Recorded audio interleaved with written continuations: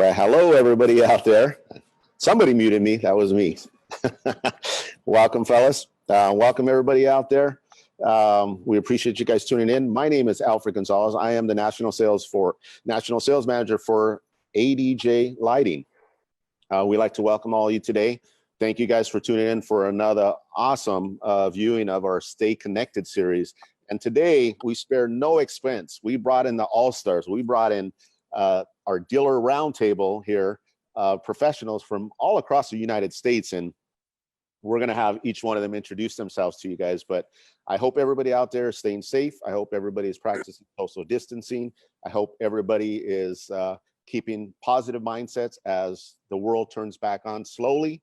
We will all adapt to this new world and way of doing business. With that said, let's start by introducing our panelists as well as some of my coworkers here. So if you guys all want to make sure you unmute yourself so we can make sure you don't do what I did. And first off, I appreciate you guys tuning in. I know we're all out there trying to do whatever business we could do. But again, for you guys to join and taking the time away from not only work, from your family and other things like that, I appreciate it and thank you guys for joining us.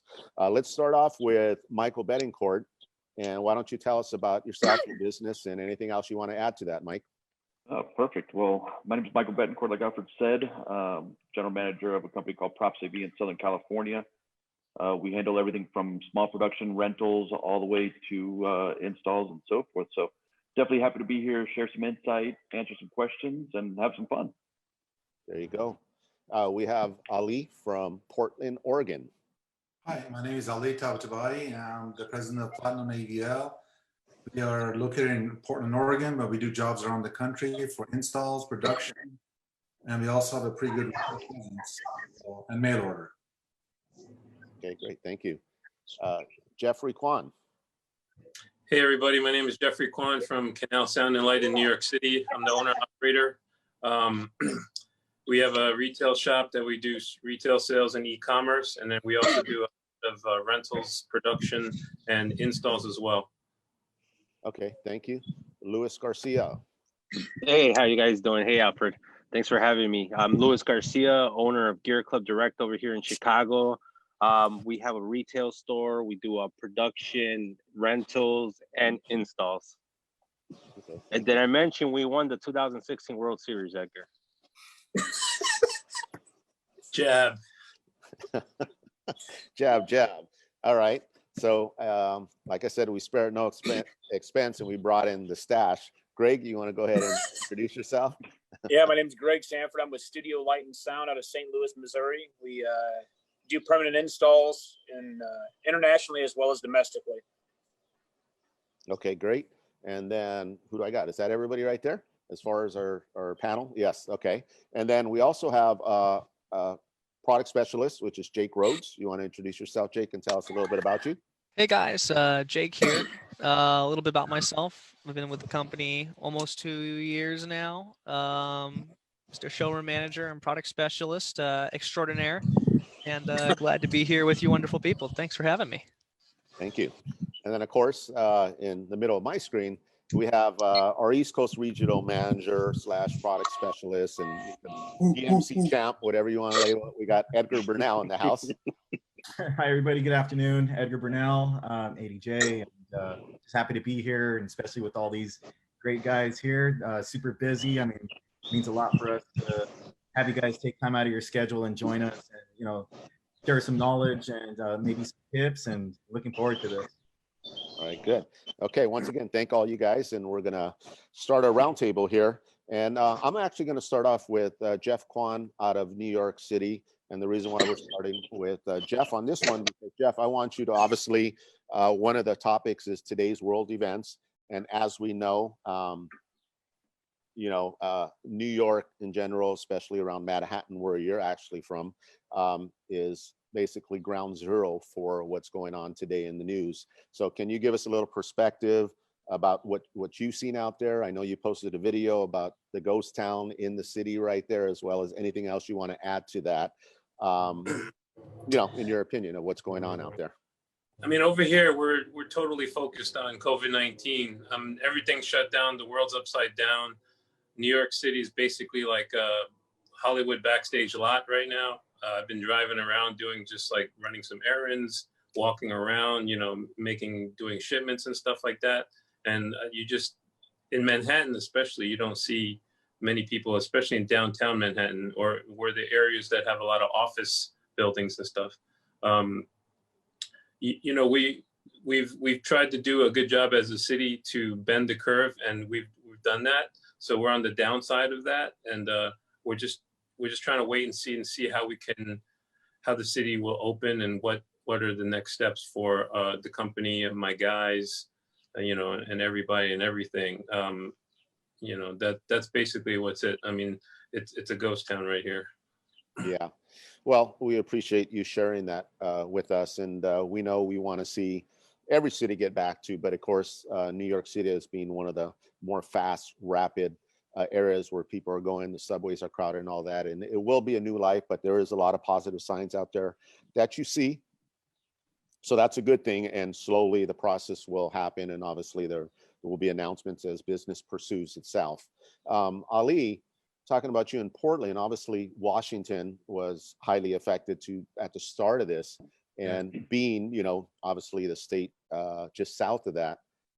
How was it for you, and how were things going, and how was your family and people around you dealing with this situation at that time? The Washington got hit pretty hard. Actually, the first case I think was from Washington, but we were lucky that our states locked down pretty quickly, especially in Oregon, and it didn't really affect us as bad as New York or some of the other cities.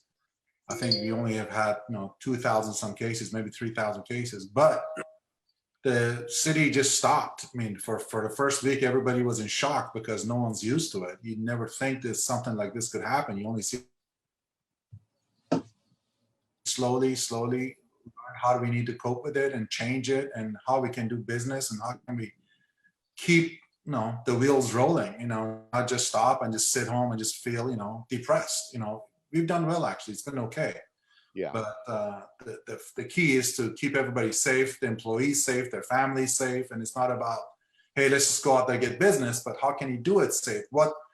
What steps do we need to take to protect our employees, their families, and our customers? And I think we've done a pretty good job in the Oregon and Washington. And Washington slowed down a lot. Oregon slowed down a lot. So business is, you know, we start seeing business come back, actually. Right. Well, that's good news right there. And then Luis Garcia out of Chicago, Illinois, obviously that was another highly affected area in the recent weeks. And how do you see things out there, and how do you see business in general? You know, it's really odd here in Chicago. Business local is slow. It's really slow. The city, you know, we got really shut down over here. The governor put some pretty strict restrictions on us. They're starting to lift them a little bit. Looks like infection rate, it's still getting up there in the high levels. We're just trying to see how we could maneuver this whole situation. Our mail order business has been good. We still keep getting a lot of calls at when are we going to be open to the public. You know, a lot of local DJs still want to come in and look at stuff and play around with stuff, which is really odd. So we see it moving in the positive way. We see everything going positive right now. Good, and that's very important to see that. And then Greg, on your side out of Missouri, how do you see it out there, and what's your perspective on it? Yeah, so as you all know, I travel a lot. I did 300,000 air miles last year alone, and it hasn't been really bad like Chicago or LA or New York. Business has been usual besides the bars and nightclubs, really, and the salons. That's really the only thing that's slowed down here. People are still outside. They're still enjoying their time. We're blessed enough to have less than 400, you know, fatalities, thank God, and only about 8,000 cases. So it's what I've seen from traveling is it's so over the spectrum. It's just crazy. You got New York City, you know, it's just really high. You got us, that's barely nothing. And look at Chicago. He's only 4 hours away from my door right now, and they're they're on lockdown for another 30 days. They just raised it Monday, and people are at the Harris. I mean, there's a line outside of Outback yesterday, a 2-hour wait at Outback Steakhouse. Here, yeah, people are just excited. Yeah, the salons are already booked. They're open since Monday until the June. So what you're saying is I might have to go to Missouri to get a haircut because I need one.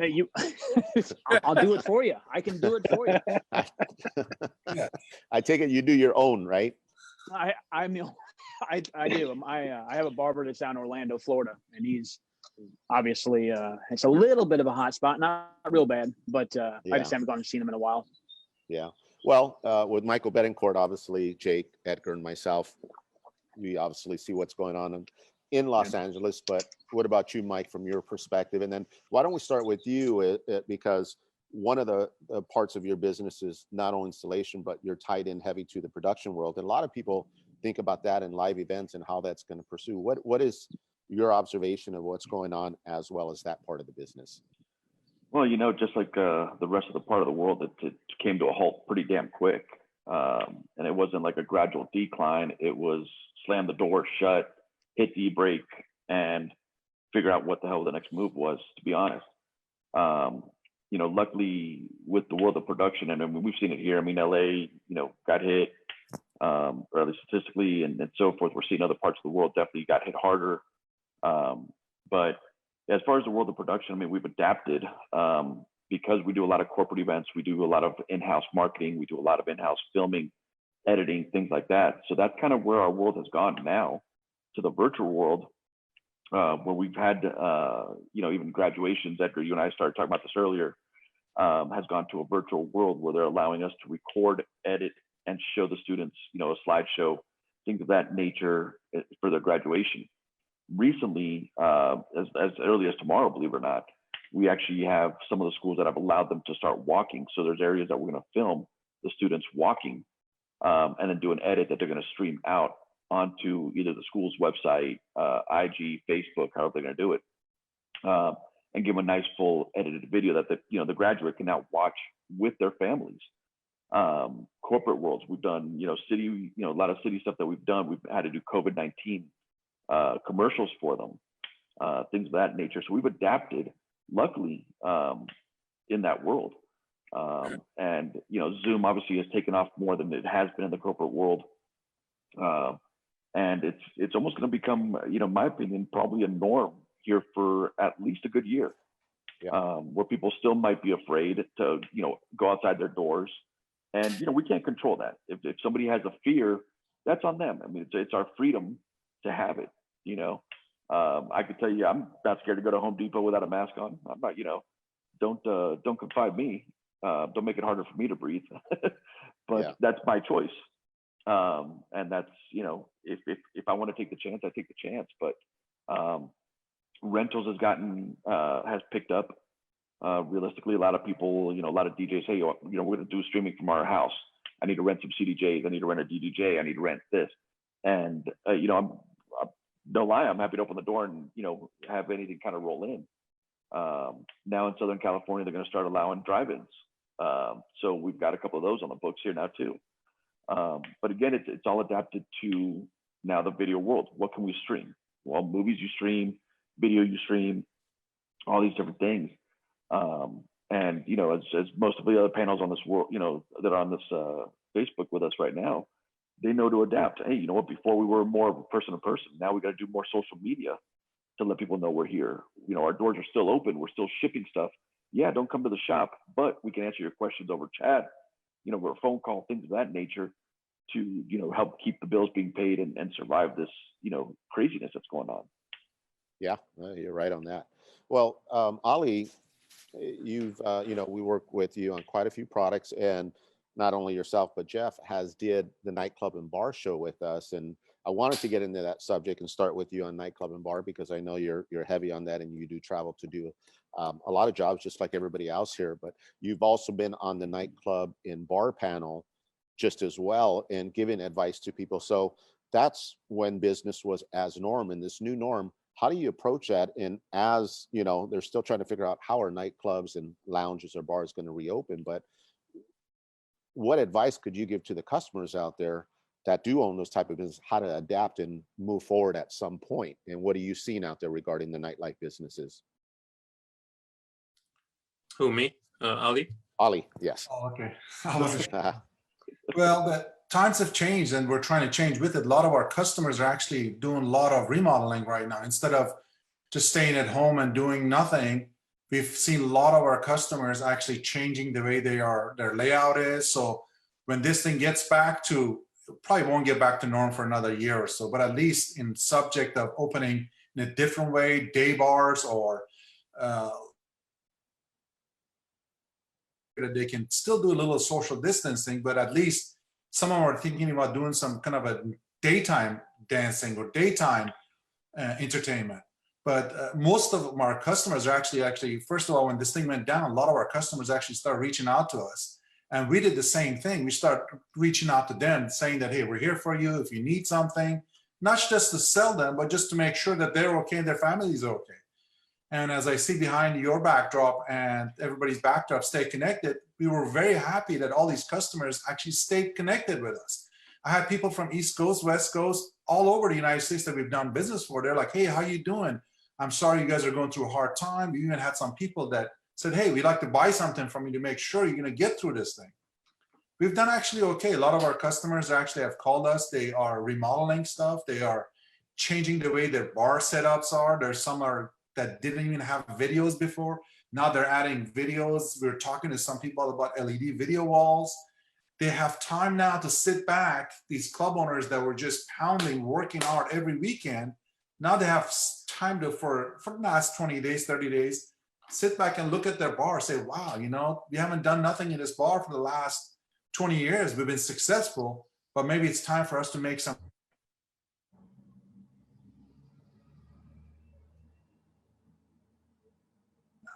As far as the club owners and places like production companies are going out there trying to set stuff up just like we are. So there's a lot of action actually out there. And the customers are actually coming to us telling us, hey, we're thinking of doing this. Is this a good time to do it? And it's been not bad. It's been good.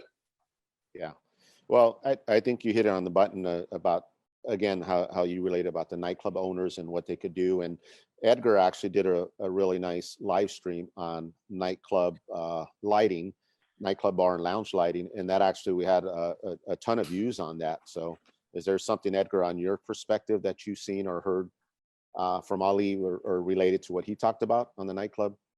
Yeah, like you said, he hit it right on the button, because when I was, when this first started, I was talking, from getting calls, nightclubs, lounges, and it really helped me with get ideas of how I was going to present. And now more than ever, their questions are coming in where, okay, so what does, this color changing LED offer that a regular par doesn't? And now they're really looking into all the things that they've wanted to do, because, these establishments, they don't close. They go sometimes 7 days a week. And there's a lot of times when some things, and maybe they're important things, they get, just left on the back burner just because they're open 24/7, it seems like. And, now they have the opportunity to say, hey, you know what, I've always wanted to change this. I'm tired of this twinkling light. I want to have something that looks a little bit more professional. And that's why I think like guys like, all the guys we have here, they're getting kind of these jobs where it's picking up, because everyone's starting to see that this is the perfect opportunity that when they open, just like all of us, we're going to have to learn to be versatile, because business is changing. And I think for the establishments of nightclubs, bars, and lounges, like, maybe a daytime dance thing, things are going to change for them too. So they got to be ready and able to adapt to whatever might come their way. And I think with having versatile products like our lighting or something like that, it's going to help. But that's why I was very happy to talk about, how our lights are versatile, what they offer and what they can, kind of spice up in a venue. And but I was, really happy with the feedback. And, still to this day, just like Ali said, getting calls of guys saying, okay, what does it cost to get a video wall in here? And so it's been good. It's been good. Yeah, and I think both of you guys touched on when you guys use the word, outdoor or daytime. I think that's going to play a big part of that business where it does change the daytime, but also outside, just like I think Michael had mentioned the drive-ins and things like that, that the outside business, because you're in open fields, you're in open areas, you're in open lots, that the outside lighting is going to play a big part of it. Obviously, in the daytime, it would be mainly the video walls you mentioned, Edgar, that people could use, something of outdoor rated video walls for the outdoor. So that may be something that the nightclub people want to look at and entertain in their patios and things like that. Rather than cramming a whole bunch of people inside a club, I think people would feel more comfortable outside. And so that may be a new approach of the nightlife or day life, whatever we want to call it. And then speaking of that, Jeff, in your area, obviously in Manhattan, it's just like, I mean, bars, lounges, everything, they're on top of each other practically. Yeah. On the side of maintenance, what is your suggestion while this is going on? Maybe you've already did some right there. Is that another option that you recommend nightclubs and, bars, restaurants, anything like that to do maintenance or make those upgrades at this time? The government's pretty strict about non-essential construction not happening. So a lot of the things that have been going on is just a lot of conversations about what we're going to do when it starts up, which we hope would be in a couple of weeks, because that's going to be like the first thing that comes back online. So we're going to, we had to halt 5 installs, when this whole thing started, but I've been in touch with everybody and everybody's still moving forward with everything. They've lost a lot of time and money. So I've, since, in this business, everything is about relationship and it's about how we work together and how we value each other. And so I told them I would take another look at the quote to see if there's any ways to value engineer the system so that, we can help them out. So we can, all bar owners, they're not just going to own one, they're going to own multiples. So, and they're going to own multiples for their entire career and stuff like that. So we just hope to continue to build a relationship and introduce products, like new products in lighting and video and stuff like that. And I think one of the things that we're going to be doing is installing a thermal camera to play around with it and test it, because we know a lot of these places are going to want that kind of technology as well to identify, especially like one of the biggest customers we had was 235th. They have the biggest penthouse and rooftop in Manhattan. So they have a lot of outdoor space. There's a lot of maintenance to be done there. We have a video wall on hold there that hasn't been completed yet. They're putting in thermal cameras. They're redesigning their whole space to be more restaurant based instead of bar, people on top of each other. So, all these conversations are happening. You have to just keep in touch with everybody and just kind of, everybody's trying to figure it out all together, because we're all in it together. And, having these kind of, group chats together is very valuable, and sharing knowledge and sharing ideas is part of this whole thing. Right. And I think that's a great perspective. And I think for the people out in the nightlife entertainment, that they should look at that and really, try to come up, things like I said, the switch is not going to go on and then all of a sudden things happen. They got to form a plan and an idea. And I think that's something that they should be doing. And I'm sure you guys will work with them, but that's a service you guys add. The other thing is Luis brought something up about on the retail side of people coming in, but I think it pertains the same thing on the nightlife. And Jake Rhodes, who is our product specialist, last week, him, myself, and Candace worked on a project that what we want to do, and I think this is going to benefit all you guys as well as the nightclub users or anybody in the entertainment industry, is that we're going to begin to do virtual demos. So when you guys do have a client and they're thinking about, hey, what's next? Jake, why don't you tell them you're going to be able to set these up and give them the demos, right? Yeah, absolutely. Well, as you guys know, we've been doing so much more virtual entertainment videos, live streams and stuff like that. So I've kind of reconfigured our showroom almost into a little studio space, whether it's being Fresnels or some Cobb cannons on some sticks. And I put this nice big little wrinkle right now, but curtain up so we can have a really nice projection field. So that's kind of what the plan is. We have it's not exactly what you would want, but we have about a 25-foot throw here, which has been pretty accurate in terms of what demos we do inside warehouses and stuff like that. So kind of doing the best we can, setting up lights over on the other side and shooting across and kind of showing whatever anybody wants to see. And I think a good example of the potential of what that can be done is going to be shown next Tuesday in Mike Turner's IP rated video. Because I'll kind of have something similar set up to that with a bunch of units on the side here. He'll talk about it, and then I'll show whatever he wants to, to show the dealer, audience, whatever. So I think that's something really exciting that we're going to be doing more going forward from here, at least until travel restrictions ease up, until we see the not necessarily end in sight, I guess. And on top of that, the other thing we want to do, and Edgar's going to do a live stream on this too, is not only do we want to set up those virtual demos, you guys may come up with design, but also on Edgar's side, he's going to be doing a capture live stream. So not only are we talking about virtual demos for your clients, and they could be personal. You guys send us a list of the products you want to see, and Jake will set them up and we'll do a presentation on the product, but we'll give you 3 different angles from the fixture, the quality of it, the look of it, as well as all the connections, and then also the visual on the walls and the throw, like Jake said, 25 feet. So you guys will get an idea, your customers will get an idea of that, but it's just another tool. And again, when it comes to capture, create and design and the lighting designer, that plays a big part of it too. So those are things that all could be done now as we project. And I think that's going to become the new norm. I mean, capture in live streams is nothing new, but it's something that's going to be implemented as we all move forward more than ever right there. So it'll be great. So we're excited about those things. Luis, maybe you could talk about it. We had a couple conversations, and obviously you were working on projects in Chicago, and as things, weren't on the upside, how did you deal with the clubs and all the projects that you had, and the hesitation of people saying, okay, we're going to have to wait, or cancellations? How did you deal with that part of the business? Well, you know what? At the beginning, when this whole lockdown situation started over there in March 20th, everybody freaked out. Everything got put on hold. Nobody wanted to do anything. And I was like, you know what? It's going to be time for us to reinvent ourselves. How are we going to change the way we do business to adapt to these times? Sure enough, little by little, I started getting calls from all of the clubs that we do business with, that they want to do a little bit of maintenance here.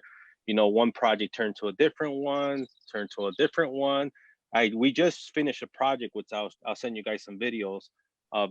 We installed a lot of moving heads into a nightclub that wanted to reinvent itself. Well, a restaurant that wanted to reinvent itself to a dance club with an outside patio.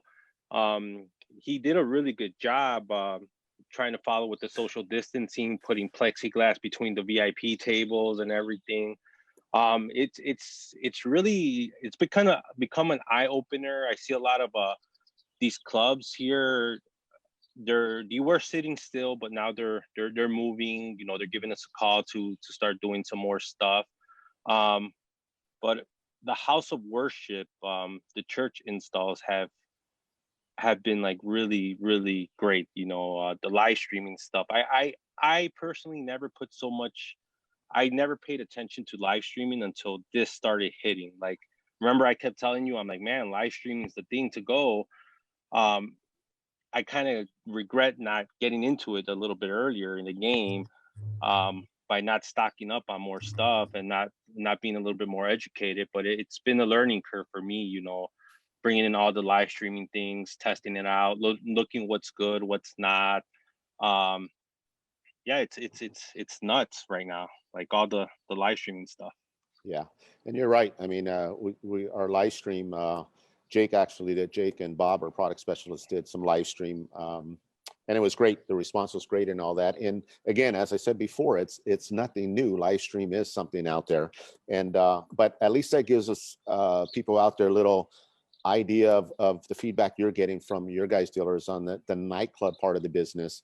And Mike, talking about live stream, I know Edgar and I are working on a project with you, but can you tell us what you're doing when it comes to live stream in your facility? Yeah, so basically we created a little mini stage studio, if you will. We got video panels up, we got lighting up, we're gonna put a whole DJ rig up, and we're gonna be able to stream live. Now, obviously through technology is allowing us, it's obviously a morale builder. People love to listen to music, They're not going out to clubs, they're not going out to this, but if, you know, even if you get in your car and you go to the store, you got your radio on. You know, you want to try to avoid conversation with somebody because it's, you know, kind of a moot point, some of the topics. It's repetitive. So you put on the music and you start jamming out. Before you know it, you start bopping your head, you start singing, you start having fun with, you know, kind of going out. So through doing our live streams and stuff, we've learned, we've incorporated where we're able to, you know, do live streams to 10 different streams at one time. So we're going to do an inauguration and kind of open it up. You know, fortunate enough, you know, Alfred and Edgar are both going to be, you know, we'll call them guinea pigs, so to speak, right? You know, and but it was, you know, something to open up and have some family, you know, come in and say, hey, yeah, you know what, we're going to help boost morale. Everybody's been kind of doing it from their house, living rooms, however they can make it see fit. And now we're essentially just going to give them a whole little studio to broadcast from at a great quality. So you're not broadcasting onto your phone. You're getting that really nice sound. So, you know, if you have a system in your house or surround sound or anything like that, you can actually feel the vibration of the music and actually enjoy it like you're almost at a club. Right. Party of one, but.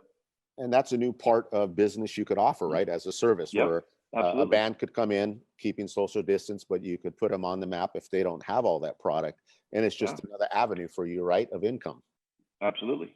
Yeah. You know, especially right now, any little thing helps. You know, Yes. whether it's giving back to the community, whether it's, you know, a city that needs to do a commercial, anything like that. Yeah, we have a studio set up. We can give you a news desk. We can give you whatever you need, you know, and work with them, you know, and have a little bit of income stream come in. Might not, you know, get rich off of it, but at this point in time, who wants to get rich off of something? Right now, we're all mostly about helping the community. And, you know, if we can make a little bit of something to help support our families, because obviously the entertainment world died. And it's going to, as we all know, it's going to be one of the last ones to come back. Yeah. That's for sure. I mean, Missouri got lucky though. You guys are starting to have concerts on Monday. Yeah, we are. Go, we but, are. You know, they're working that out now. I'm waiting to hear the details on it. They as of Monday, they allowed concerts in an open entertainment venue. Right.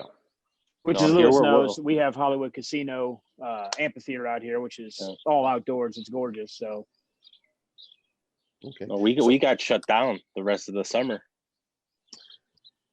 It's just, that's what I was saying earlier. It's just weird how all the traveling we do, it's all the different cities are handling it different, all the states too, you know.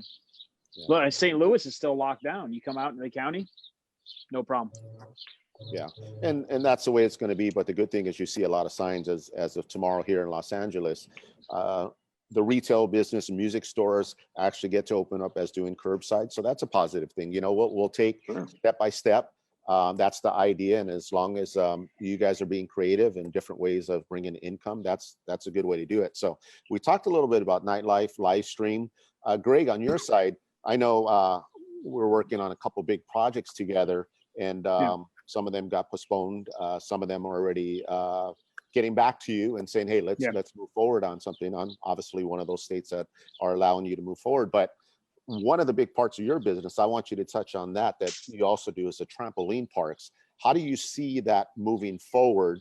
And I know you and I had a discussion about it, but why don't you kind of share your thoughts on that and what that business provides and what that does for you of, you know, when you fulfill the dream of, you know, making kids happy and all that like that with the products you do. Yeah, so a big portion of our business is the family fun centers or the trampoline parks. I know a lot of the owners, a lot of CEOs, a lot of the managing partners of the big trampoline park companies, and their plan to move forward. They're putting the wheels in motion now. It did postpone a lot of new builds, and it's hurt a lot of these owners. I mean, I know at least 100 owners from a different trampoline park industry around the country, and they're hurting bad right now because they went from the first week of this hitting to only allowing to have 30 people in there, which, you know, they pack 300, 400, 500 people in these parks, to now nothing. I have several friends that they started building these parks, and they're sitting here built. They just spent all the, $2-3 million on a project, and now they're sitting here and they're not allowed to open. And Illinois being one of them, they're not even allowed to open. They said for at least 90 days. I mean, that's we're not just talking about business. That's friends of mine, and it's really hurting them bad. But the trampoline park industry has been good to us, really, really good. I've made a lot of good friends, as Alfred and Edgar both know. We do some very large installs. These trampoline parks, they want to turn them into a nightclub for kids and teens on Friday and Saturday nights. And I always tell everybody, they go, well, why would they do that? And I go, well, would you go to a skating rink without music and lights? I mean, it would be, you know, it's a little bit not boring, but kind of, you know, just blah. And then when they turn on the lights on Friday and Saturday night, you hear the kids scream, they have a blast, they love it, and they feel like they're in their own club environment, you know. And it's just, it really, Friday and Saturday nights is what makes these parks their money. And we're getting back on track starting tomorrow. You know, Alfred and Edgar both know I went out and bought a massive tour bus, a brand new one, so we can 2 full bathrooms, sleeps 12 people, because I'm trying to mitigate people, you know, our crew as well as people around us, the factor of we have to travel, we have to get business rolling, you know. So we're going to start going a project in Dallas tomorrow, and then we'll be heading to Orlando and Kissimmee, and then Fort Lauderdale, and then we have a couple installs, as Alfred knows, outside the country, which we're going to have to hit here pretty soon.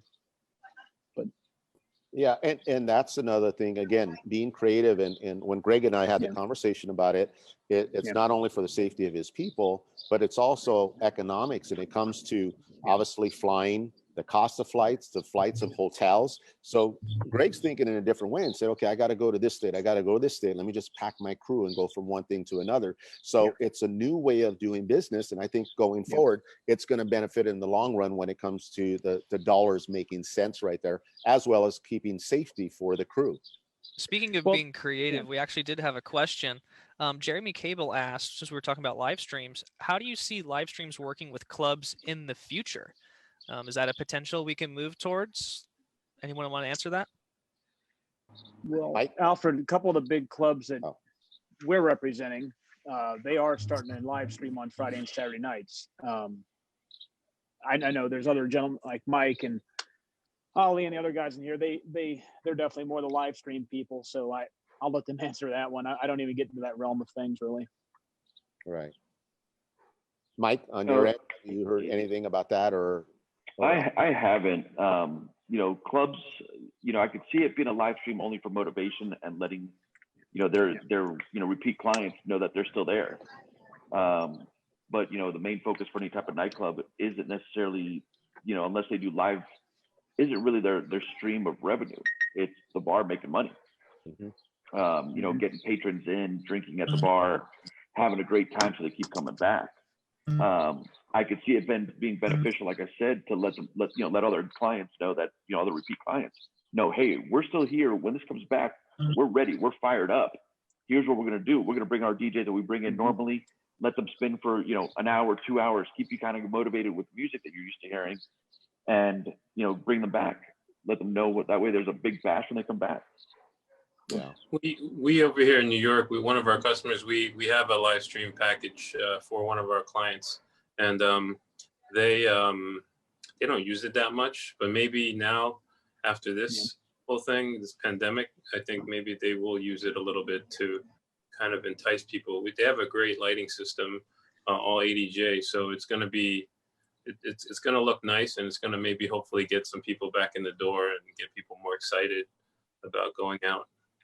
So, yeah, and it almost becomes, as Mike mentioned, as well as you, it becomes a branding purpose in a way as well. You know, you got to brand your name and who you are. So the nightlife business, obviously live stream. Ali, on your side, because I know you do everything as well, and we worked on some big mega clubs ourselves together. But what about the bowling centers? That's what I was actually going to tell you about it. Yes.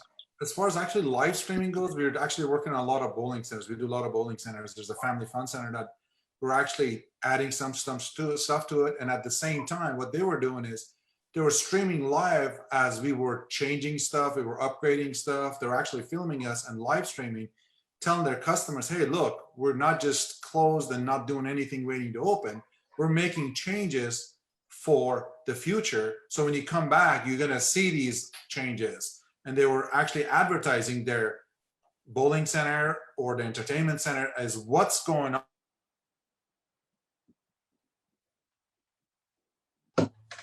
Yeah, look, they just added all these new effects, or they're doing stuff to make it better for entertainment purposes, and trying to also reassure the customers, hey, look, we have hand sanitizing station. We can have you, every other lane can be bowling. So they're training their customers, their thoughts of what's going to be next. Did we freeze here? Yeah, you've been Yeah. Mr. Freeze a couple of times. Yeah, Alfred, to touch on that real quick, family fun centers, bowling alleys, trampoline parks. One of my larger clients, they're talking because usually they back the kids and families in back to back from open to close. You can't do that anymore. So what they're thinking about doing, which I think is a good idea, they're going to sell tickets for like a 2-hour block, because that's the average that people stay is about 2 hours, hour and a half. Mm-hmm. And then they'll say that 2-hour block, and then for that 30 to 45 minutes, they'll push everybody out. So it'd be like an hour downtime, 45 minutes of disinfecting, cleaning, and let the other group come in. So that's part of their opening plan, which I think on some level might work for some of these nightclubs if they, I don't know how they're going to do it, but they need to figure out how to, it's going to be hard to separate people and disinfect, in these nightclubs. It's all these guys know. I mean, you can't go to an Applebee's on a Friday night without elbow to elbow. Yeah. Now go to a nightclub in Miami or Chicago or Manhattan where Jeff is, and it's crazy, Yeah. I feel bad for these guys. And Yeah, we'll see.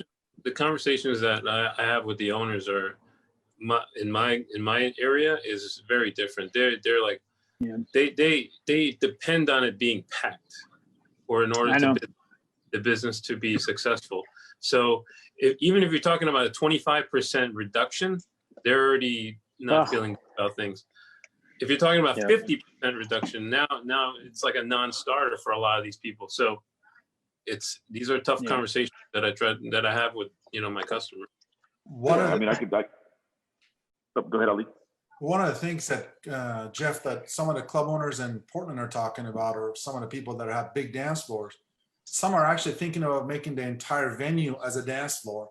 And instead of having everybody pack the dance floor, each group will be dancing within their own section. So they'll have their own bottle service, they'll have their own families and friends. And I think that's one of the best ideas. Rather than having this big dance floor that's just right in the middle, you have seatings everywhere with multiple dance floors within the family. And I think that would work fantastic, because now you're dancing with your wife, your girlfriend, friends, and family within the same circle of the area. And I think that's going to be a better choice for the long run, at least till we get a vaccine or something else, that we can have big numbers of people gathering. Tape off 6-foot squares all around the dance floor. Arms out. Can you imagine? What are they going to do with Alfred, I mean, look, I was there. I was in Orlando at, as Alfred and Edgar both know, and Jake, my favorite place, Mango's, right? It's a gorgeous nightclub, gorgeous. And the owners there are great people. And I was there the day before they closed it, and it was eerily weird in there. It was like a zombie movie. And I was talking to them, and they said they're going to lose upwards for 30 days, almost $2 million in profit. It's a lot of money. Yeah. It's a lot of money for these guys. And they're good people. I mean, all these nightclub owners, I mean, they're just like us. They put in more hours than most people I know, Yeah. Michael, were you going to say something on it earlier? You were going to say something? No, Ali kind of touched on what I was going to say, but okay. And that's a great idea, Ali. I'm gonna bring that up. Royalty checks. Royalty. Yeah, I'll take my 5%, please. But I don't know, in Manhattan, we don't have a lot of the bars and clubs don't have that much space to go around. So there'll be more like 1 foot circles. We're okay with that. And there's one more question I kind of want you guys to touch on, because you guys are in the installs. Daniela Chavez is asking kind of like how entertainment is going to be working in the medical realm. I've personally seen people on Facebook being like, hey guys, we can put up these pop-up shelters, we can do this for you guys if you need more shelter. Have you guys encountered anything regarding to the medical industry, or trying to help medical people out with this pandemic we're facing right now? Yeah, I mean, we've reached out to several of the hospitals around, because obviously we've built structures and full capacities, full tented on the outside structures, load bearing. So if they want to hang lights, if they want to hang machinery, air conditioning, drop tents, the whole 9 yards, ramps, crash barricades, create walkways, things of that nature. But I don't know here in Cali, well, I mean, at least in Cali, I can tell you that there's been no need for that. I mean, hospitals have been doing their job in sustaining all the patients they've had. They've opened up other areas with additional bedding and stuff like that, and so forth. But we've been ready to roll with trussing and roof structures and even stages to help kind of partition certain areas. So yeah, I mean, from a production world to Daniela, yeah, I mean, any production company in their right mind would be, happy to be benefit, to help, benefit this cause and support our counties and our states that we live in. I have a couple of colleagues that have provided pipe and drape and power.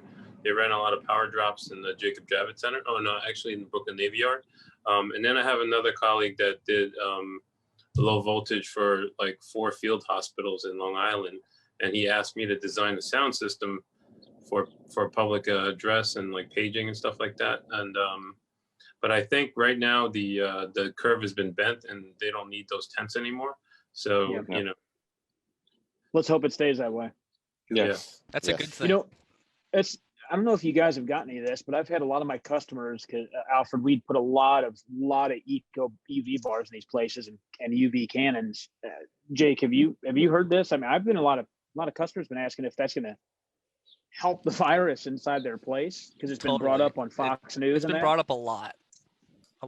Have you guys got any of that yet, or is it just me? No, I mean, actually, we had a question like that just in the comments right now. But a lot of it, for us, we're the entertainment UV, and while the truest UV we get is the 360 to 65 nanometer wavelength, that's not potent enough to destroy any viruses. So even if we were to bring something on that did that, you know what I mean, to try to help the medical industry or anything, it's so dangerous. You'd be giving people suntans. It literally melts. If you stare into it, it can melt your brain to a certain extent.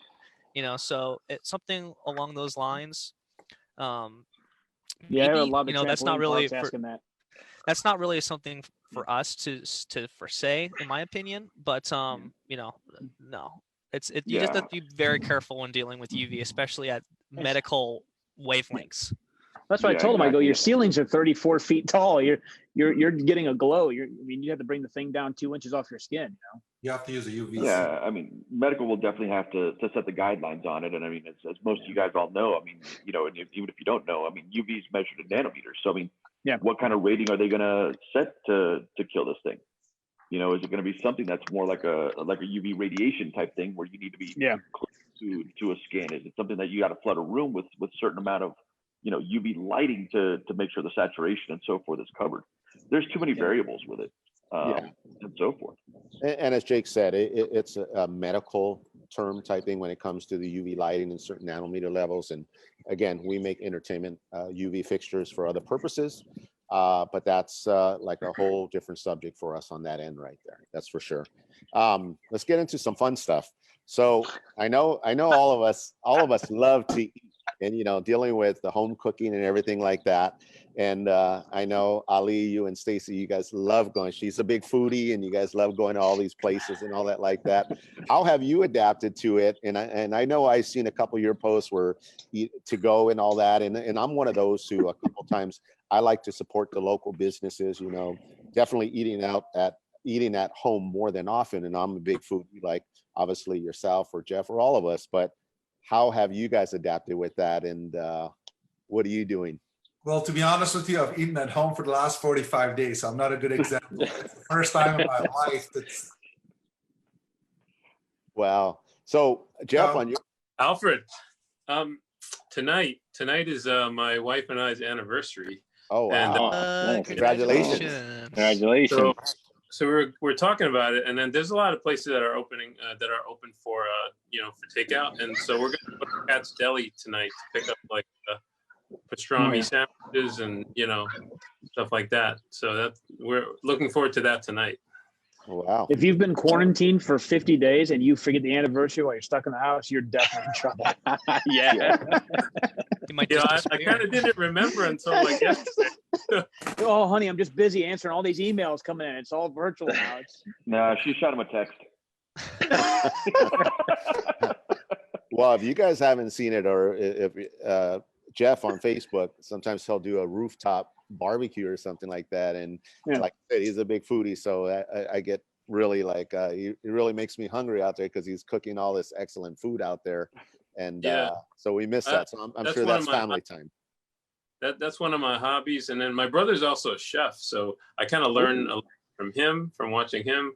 I learned from, TV and stuff. And I just like, Edgar, like what Edgar does. We just like creating good food and good tasting food and stuff like that. I have a family of 5, 3 kids. So they, I got people to feed. So might as well.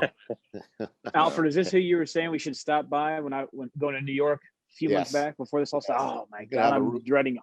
a rooftop party with Jeff right I'm there. gonna Man. post a video of my barbecue on the roof. It's like like a Brazilian rotisserie. There's like Oh, 5. nice. It holds 5 skewers, and Listen. you can even take it to the park, and it's like battery powered too. Don't So post a picture. Just post your address. Yeah. Oh, yeah. Some food, Jeff. Just mail us some food. Well, Jeff, I do travel a lot like all these guys, so I will be stopping by as soon as it's safe in about 4 years in New York. Yeah. Well, Jeff, you brought something up very important. So, you said family. So let's talk to Luis and see, Luis, how are you handling this with the family and everything like that? And how are you balancing out, obviously, the business, and what are you doing to really capitalize on both ends of that, balancing that life out? Well, man, the first 2 weeks, I was like, I need to go back to my office. I'm like, I don't know how much more I could take it here. But I ended up getting into a rhythm. I established a schedule. I wake up early, I become Mr. Mom now here. The kids are wanting breakfast, so I'll make them breakfast. I'll spend a few hours with them in the morning. Then I'll pull out my laptop and start, answering emails, going on chat, talking to customers. Thankfully, a few of my team members are still available, so they're helping me out by going on chat, helping out, picking up the slack with the shipping and everything. Actually, I made it a family affair because we ship out some boxes from here. I bribe my kids. I'm like, hey, ship out 5 boxes. I'll buy you $10 worth of V-Bucks for Fortnite. So I have them fighting over who wants to help me what day. But it's been an eye opener being home. Seeing how at first they didn't want anything to do with what I do, but now they're so interested in what this does or what this does. They keep asking me to open up a piano for them. They're really liking it, and they say that I cook better than Mom too, because I'm always grilling. There you go. And then you saw Gregg's daughter pop in right now. That's another thing on Gregg ends of balancing out that family life, right? Oh yeah, As much as you travel. This is the real boss of the business. Say hi. Alfred knows Aubrey. It's I was gone 300, just shy of 300 days last year. Oh, wow. On the road. So I'm only here very sporadically. And she lets me know about it, trust me. But I get to take the kids, I do get to take the kids on some stuff. It's different. I mean, I've been home a lot. They like it. And I don't know how it's going to be when I leave tomorrow. That's going to be different because I've been here for what? 4 weeks now, 5 weeks. They've had me here every day. They're not used to that. So we'll see. Yeah. We'll see. I think it'll be harder on them now that I'm leaving again. Before they were used to it. It's a routine. Right, Luis? Yeah. I mean, it's a routine. Yeah, no, they're. Go ahead, Liz. Yeah, no, my kids are like, what are we gonna do when you're gone? I was like, I'm like, I don't know. We got Zoom. She's a It's gonna Vegas be the girl. Hunger Games. She loves Vegas, and I'm already in trouble because she loves going to Vegas with me. Yeah. You're gonna have to take the kids to work, Luis. That's it, right there. Yeah, right. But I don't know. I think for everybody, it's the time home's been nice. I would say, Yeah. But she's more excited. She doesn't even care because she's just happy about a tour bus. she feels like a rock star. She has to be driving around town and the things so she can wave to everybody. But I'm ready to drive over there for your tour bus. You're only 4 hours away. Come on down. You go to Dallas with me tomorrow. I need the help. But no, I like the family time. It's nice. It's gonna suck going back tomorrow, as all these guys know when business starts picking back up. I mean, working from home is gonna stop in about 24 hours for me. Yeah. And I think everybody's going to have to adjust to that. I mean, Michael, sometimes I couldn't believe how many times he was here. I pull up to the office and his big truck's here already right there. And Mike's like a busy schedule, but how is it on your side, Mike, balancing that part of it, the business and family, and obviously right now with the opportunity to get to spend more time at home? The first few days was rough because obviously the shell shock, of everything shutting down. But being home and spending time with the kids and being up for them, and like Gregg says, making breakfast, and Louis, get up and make breakfast, you're the first one up, is a good feeling, to get to spend a whole day with them. And now the weather's warming up, so it's nice to go in the pool and kind of hang out with them. After about 2 weeks of being home, I was ready to get the hell out of there. It was a lot because our normal routine is out of whack. The entertainment industry, whether you're on designing a club or doing an install or being on a production or anything like that, is chaos for most people. But for us, it's our normal realm. So now you took us out of our normal realm, and it's like, what do we do? And not channel it. But we've adapted. Obviously, like I said, with the video production, picking up video editing, things of that nature. And being progressive with some of the stuff here at the shop, changing our inventory schematics from regular barcode scanning to RFIDs to, even doing a mid-year, inventory. Hey, all of our gear is back in the shop for a change, which is of course sickening. But at the same time, it's here. Now we can go through and make sure whatever repairs are done, get it ready, because we don't know what tomorrow's going to hold. We don't know how fast, once these things let up and all these restrictions are like, okay, we're back open, how fast is things going to come back, and I'll be honest, I mean, and Alfred, you and I have had this conversation, like we see the light at the end of the tunnel. It's just a matter of how fast that turtle's going to get there, and open it back up for us.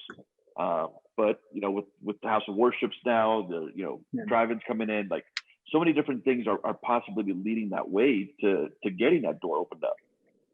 And anybody who is able to at least be progressive at the shop and get their gear ready or anything like that, I would suggest doing it, because you don't want to get stuck when the doors open up and not be able to do something for somebody. Mike, that's how we are now. I was just going to ask you if that was the same with you. Since everything's starting to open up, Florida, right?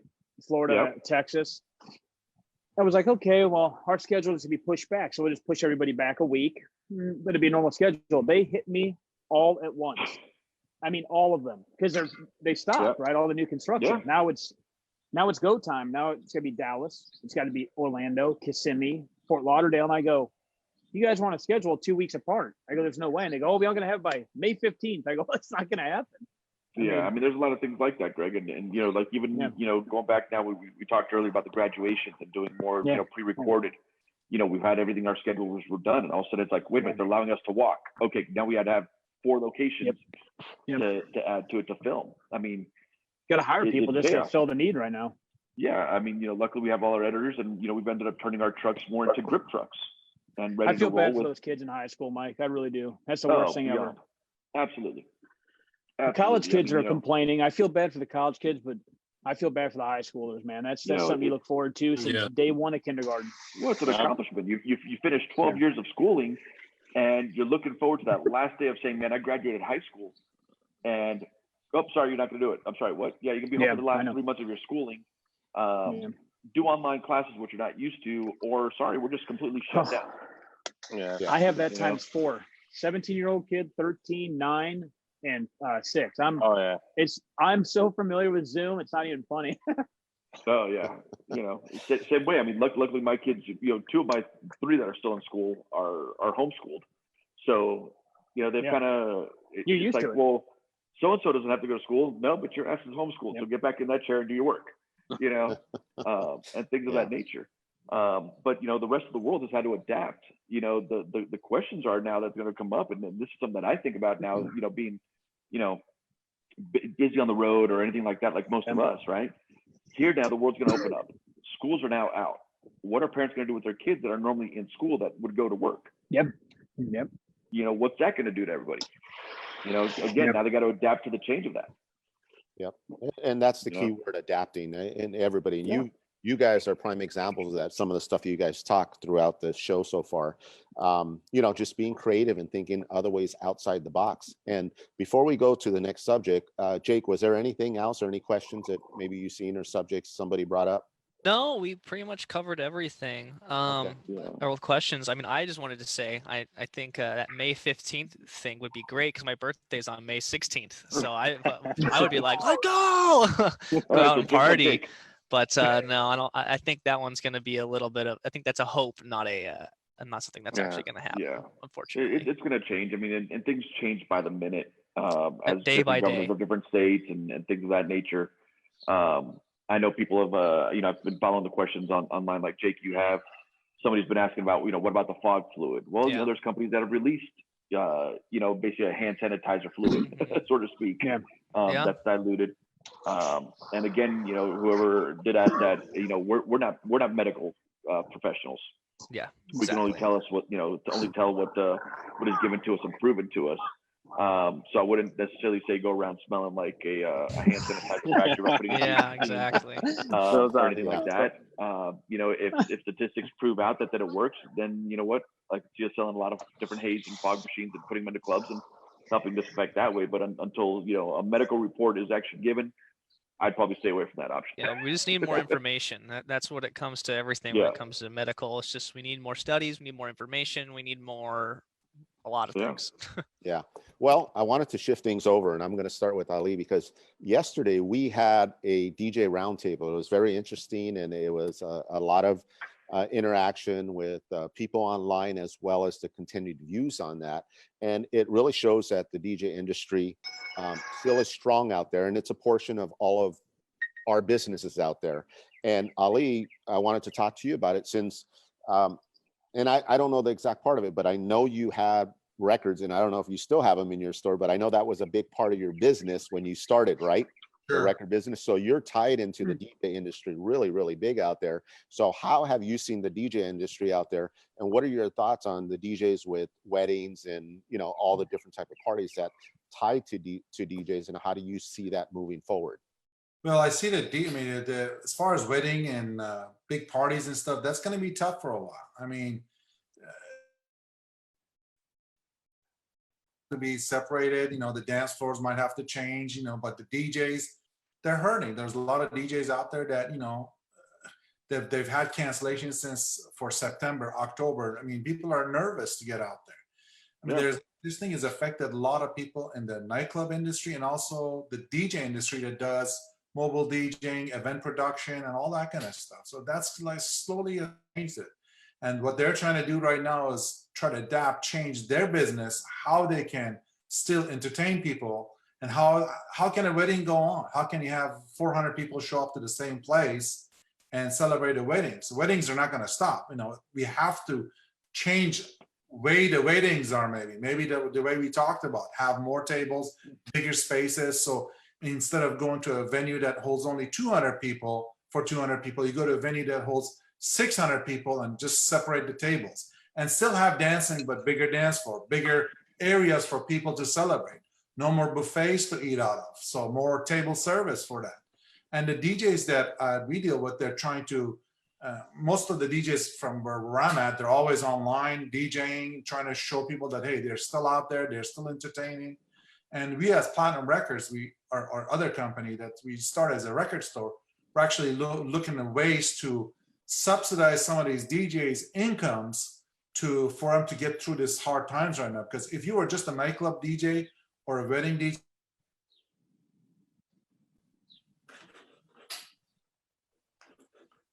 I think we froze. You froze it over. You're You back. froze. I did freeze. Yeah, the last thing we heard was wedding DJ. So on that subject, Jeffrey, I had something to add. Yeah. I was going to ask you one thing, if you could add on that, but also maybe you could also share what DJs are looking for out there as well, that you've, you know, in this time of need. Well, believe it or not, some are just looking. Some are still looking for equipment. They wanted to get that piece of equipment that they never were able to get, and they want to practice on it. They want to get their sets going and stuff like that. Some people want to get the like lighting software. They're trying to get into that, and now they have the time to boost, improve their shows and stuff like that. A lot of them are getting streaming based products like USB mics or different stands and accessories and like audio interfaces and stuff like that. I was going to suggest that we're going to be stocking more video mixers and stuff like that. A DJ could turn more into, and more DJs are doing this, turn into more of a production company and do a little bit of live streaming if they set up multiple cameras in the venue for a party. Because like some of these weddings, they will be less attended, and a lot of people that still love them and stuff like that, they're going to want to still be connected and stay as part of the event.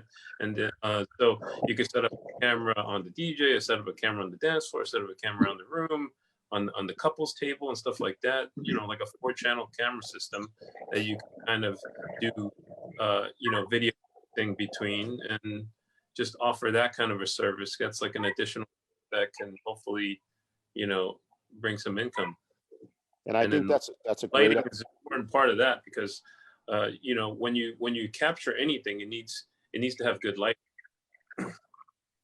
Alfred, you know who has adapted really good and has just crazy positivity? Is Eric Wilson. Yeah, he was on a roundtable yesterday, and he gave a lot of. It's ridiculous. Yeah. The one thing, Jeff, on that, I think that's a great idea, and I think just like people who Michael have invested in, that's another service we could add. We're talking about at your facility, but from the things I've read and stuff like in California, and it could be a month or I don't know how much time, don't quote me on it, but they talk about gatherings of 50 people. And that's where that's going to come in handy, Jeff, of what you're talking about, of companies that provide that or DJs that provide it. DJs may have to,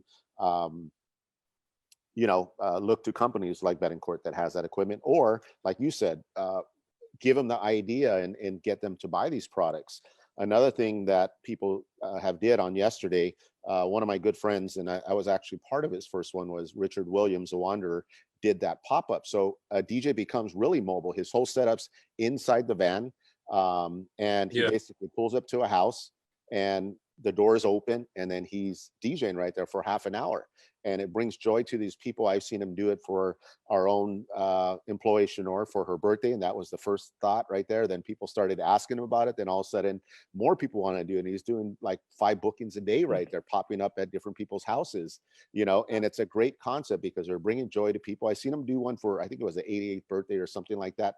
And the lady was just ecstatic over that like that. And I'm sure on Mother's Day, that's going to be a big event right there. And one of the other guys, Jason Yoshino out of Iowa, he actually provides that service, him and his team. So that's another thing right there. So you're going to see there's enough of that business going on that you're going to see these pop-up DJs doing that more often. So that'll be another thing where they invest in, maybe they don't have powered speakers or certain things. So that's another way to target online sales and give the DJs some more tools so they could actually do some business right now to make up that lost income.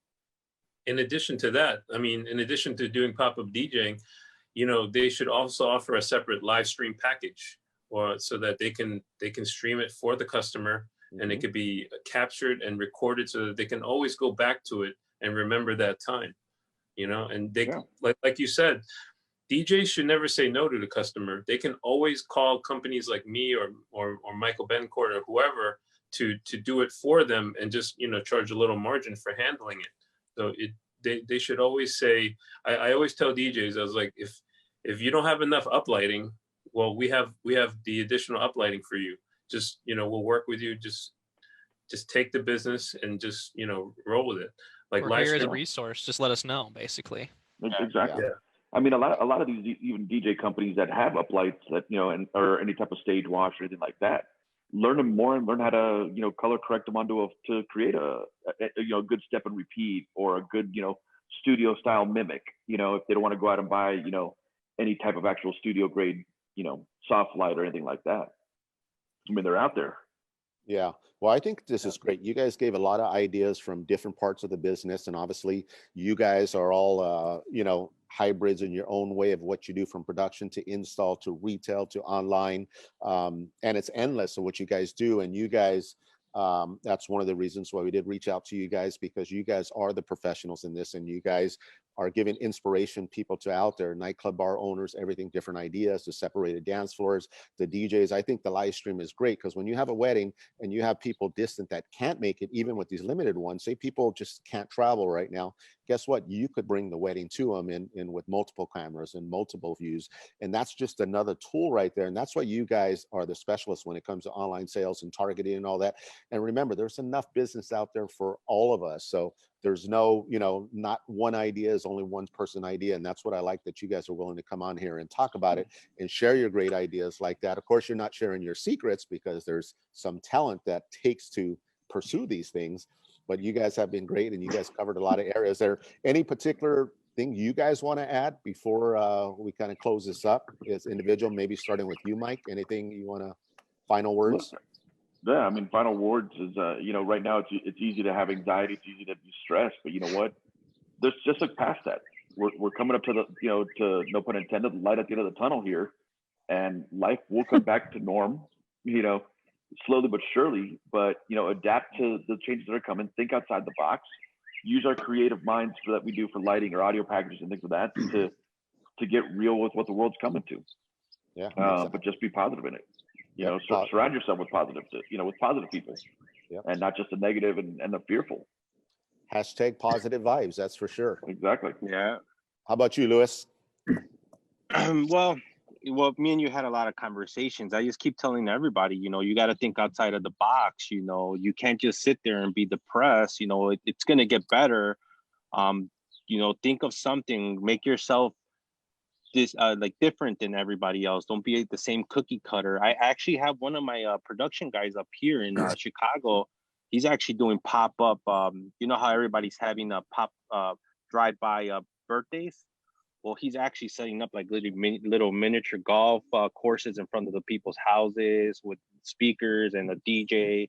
So there's people are bored, and they're willing to entertain themselves however they can, and it's up to us to help them come up with these ideas and not be the same cookie cutters. Yeah, that is true. And like Luis said, we often talk, not that we didn't talk before, but you guys all know my phone's always open, and sometimes when he texts me, I can't believe he's up at 2-3 in the morning and go on. And I know all of you guys, everybody works hard, and our sleep patterns are all over the place, but that's what makes us great. Again, stay connected, the communication we have and all that. And it's awesome. And it's a pleasure to always talk to you guys and everything we do. Gregg, what about you?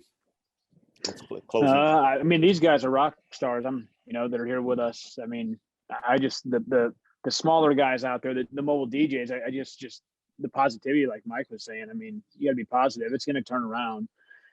I actually reached out to a couple local DJ places here, the smaller guys that aren't large production companies that feed their families off it. And I told them I have installs coming up, since they have the knowledge of audio and lighting.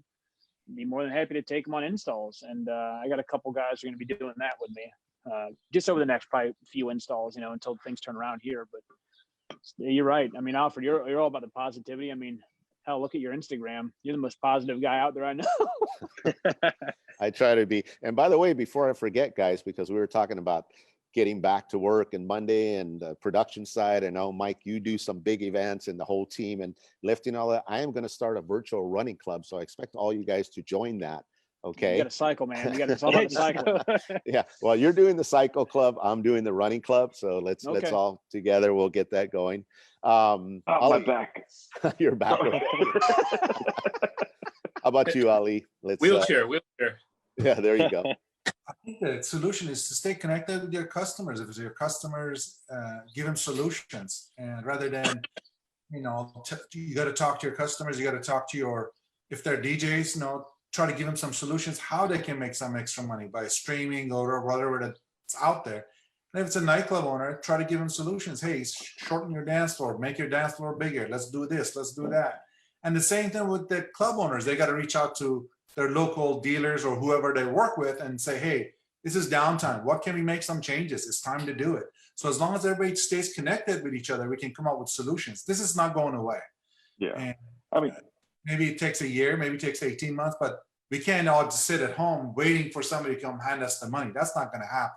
Everybody's got to work for what they got to do. We want to open up the country. We want to get out there. We want to stay connected with the customer. We want to stay connected with the DJs, club owners, and give them solutions. I think giving people solutions, and that's our part, that's this panel and everybody else, to give your customers solutions, what they need to do, because that's what they look for. They don't just say, hey, what do you think I should do? You should tell them, hey, this is what we think you should do as professionals. No, I think too, even as, professionals or business owners, or even as a sales guy, right, is reach out to your clients, but not as a client. Reach out to them, because one of the things that this has taught us all is being genuine. Yes, absolutely. You find yourself reaching out to a lot more people that you haven't talked to maybe 3 or 4 months of just, hey, a simple text. Hey, how are you and your family doing? If I can help in any way, I'm here for you. It could be as simple as they don't have toilet paper and you have, you have an overabundance, and, drops them off on their doorstep. But just forget about the work end of things and just worry about and show them that you care, and they'll remember who's there for the long run. It's not always about that paycheck. It's not always about who they're writing that check to. A lot of companies and people care about who they're doing business with. And, and that's one of my fears of going forward is some of these companies that are, weren't smart in business of, storing their, not spending everything at once or anything like that, on how aggressive things might come back. Don't be aggressive. Let things flow, and don't try to sell yourself short, because you're just going to cut yourself out of things. Yeah, just be positive, be there for your clients, and show. If you play that care card, which is not a card, it's genuine. It'll go a long way. Yeah. Our clients, like Alfred knows, they're our friends with us. I mean, I talk to them most of them on at least once a week. It's all about the loyalty, Mike. I mean, if you're not loyal in this business, it's over. It's over. One guy says one thing, it's done. Exactly. And Michael hit it on the spot, being genuine, not just call and say, hey, do you want to buy something? Yep. That's not the call. You just got to talk to the customer. You can feel it from them. Hey, I'm having trouble. This is what I'm thinking. And sometimes you have to finance these people. Sometimes you got to look the other way and help them out. It's not all about money. That's always been our theme, to help the customer become their partners for the long run, rather than, we made our great money and see you later, like some of the production companies or some of the retailers. They sell a box and they're done with it. But we're not like that. I think Jeff's not like that. I know him personally. No. Right. Same thing with American DJ. I mean, they reached out to us the first couple of weeks. Hey, Ali, how you doing? Everything okay in your family? Not like, hey, do you want to buy something? It was more like, hey, how do you feel? How you doing? Are you okay? How are we going to get through this thing? And it wasn't about selling boxes, more about, hey, we'll get through this thing and we'll go to the next level. And that's, you hit it on the spot. No, I mean, for the install guys, it's not just an install you get in, get out. You're married to that project. That project now became your extra wife. They're going to call you, they're going to hound you, they're going to ask you questions, you're going to update things. They'll call you at all times of day. Greg, you're laughing, but I'm right, man. They'll call you at 2 o'clock. It's true. It's true. Yeah. 3 in the morning. Oh, I've called Alfred at 3 my time. 4 or 5. I've called them too. Now, it's a good group of guys on here. I mean, it really is. Alfred will tell you guys a story sometime how me and him met, how we got in contact, and I don't represent any other brand besides one other audio company. ADJ is the only brand that I carry, and that's the only place that I install. And if people don't want that, I'll be your best friend. I'll be your friend, but I just don't want to do it because I have a special relationship with Alfred and Jake and Edgar and Mike and Shinor and everybody. And you got to stand behind the product that you sell too, because like I said, your people are going to trust your opinion. That's one of the things that I love about the overnighted ADJ me group. several things.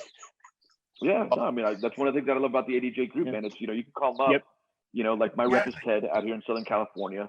I know I can call him up and I can ask him about a project, a certain product, and I might get the answer that I want. Hey, you know what? It's the first generation. There's some firmware stuff coming up, but you get the honest answer that you can pass on to your clients and say, hey, you know what?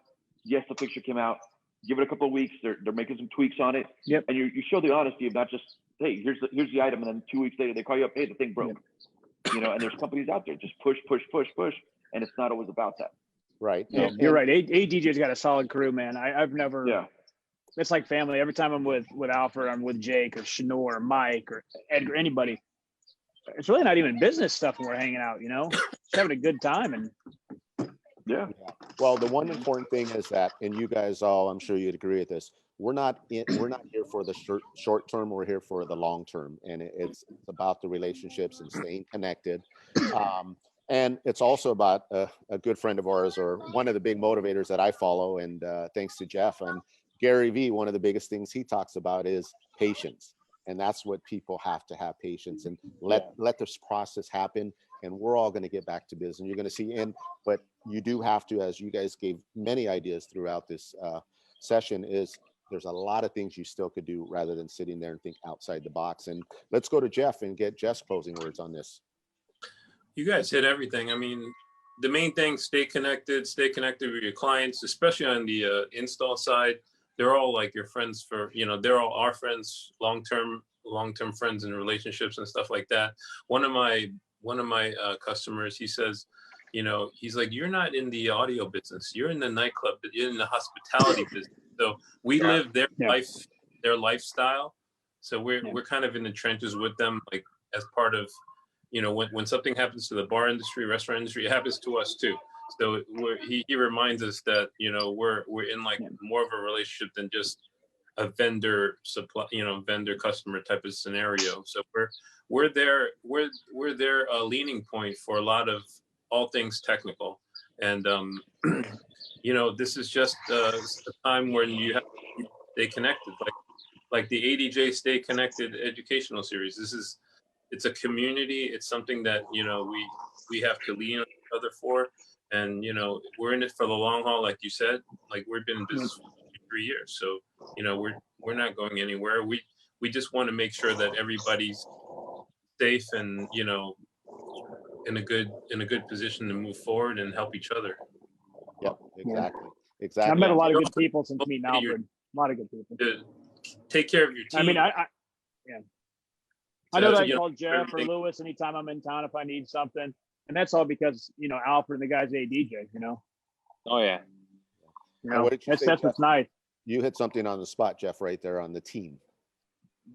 I mean, I miss my team. So I just miss like being around them every day. And I know that they've gotten hit hard by this pandemic. They lost a lot of family members. So I just wanted to say a shout out to my team. And I miss you guys.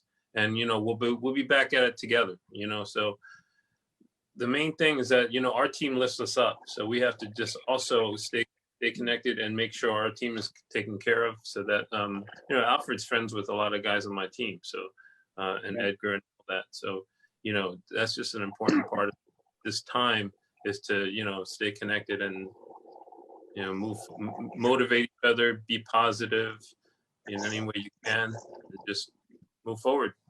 Yeah, so great. I mean, that was all great stuff right there. Before we close, or before I close, Jake, any last words from you? I know you wanted to say something. Anything else? Really? I mean, we're here. He's ready for the Christmas club. We're here. We're chugging along, Yeah, we're there gonna you be go. here, and we're here to help everyone out. And thanks for let me join you guys' great conversation, I guess.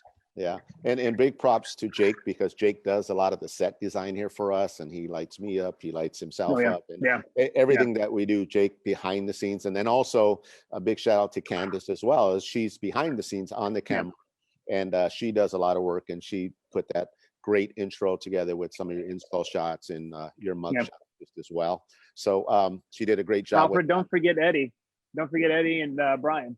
Oh yes, well, Eddie and Brian are the guys really. They are the rock stars behind the scene, and they develop to stay connected. And as they make us look good. As a team concept, that's what we do. And, we want to help each other. And that's the idea behind marketing you guys, bringing you guys on here. You guys, all we do is we all brand ourselves, but the most important thing is how we help each other out. And I appreciate you guys all coming on here, because it means a lot to me. Because it's, hour and a half of our day, and we kind of have that tune up before, and we talk and we have some funs and laughs. But I think there's been a lot of smiles throughout this, and that's what's important in the bonding and the cross connection with you guys. And some of you guys we'll be working together in the future, and that's what makes us stronger together as a team in this industry Yeah. we're in. And I look forward to seeing all you guys excel individual, as well as all our dealers out there. We got many great dealers out there, and unfortunately we could only put so much on the screen so we could all have some screen time. But you guys have did great. I hope out there, all owners of business have got something out of this. I hope other dealers have gotten something that I know I have, and I appreciate you guys, and I thank you guys for tuning in. I wish you guys the best. Stay healthy, and I'm sure I'll talk to you or probably get a text as soon as we're off here. Hey, I'm still waiting for my I'm still waiting for my Laker tickets, Alfred. Oh, there you go. Well, we're going to have, speaking of sporting events, we're going to have to get together and watch sporting events virtually, because that's the audience is going to be in sports. It's going to be virtual. Yeah. And that's how Louis, you can actually go it. see a Lakers game in 2025, I heard. But, you Hey, know, Alfred, yes. thanks for having us all here. I think, you know, Yeah. I'm not going to speak for everybody, but, you know, definitely thank you for having me on there. You know, appreciate all the support, the love that you guys always give. You know, got to do the little plug-in. Hi, Ted. Thank you. You know, I know he's watching and probably blowing up my phone. Yeah. He probably just fell out of his chair right now, but, you know, had to do it. You know, the whole group is fantastic, and that's why we support the line, and all you guys. So, you know, thanks and what an honor for you to pick at least let me be on there. So. Yeah. Well, it's an honor to Thank have you you. guys, man. You guys were awesome. Yeah, thank you. Appreciate you guys. Have a great day. Enjoy family time. Enjoy being at home while we can before this crazy business gets back to what it was. I mean, I don't know about you guys, but I enjoy the bake. I'm still working 24 hours even when I'm sleeping, but being home and spending home quality time. You can't beat it. But, you know, we'll continue to do what we do, and we'll be there for you guys. And anything you need, reach out to our team members and myself, and we'll move on, guys. Thank you. Alfred, I'll see you and All Edgar right, thanks, tomorrow. Alfred. All right. See you We'll guys. tomorrow. See you guys soon. All right, See you, Jake. see you.